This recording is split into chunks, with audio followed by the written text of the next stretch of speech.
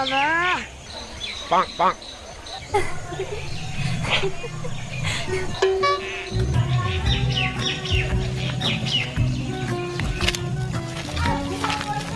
বলছি কি তোমার নাম্বারটা একটু পাওয়া যাবে?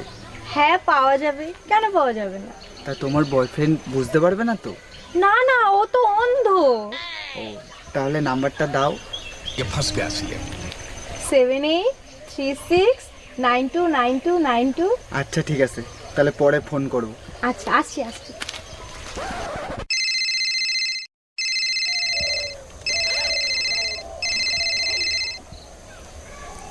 হ্যালো। কি হলো, তোমাকে কখন থেকে ফোন করছি, ফোন ধরছো না কেন?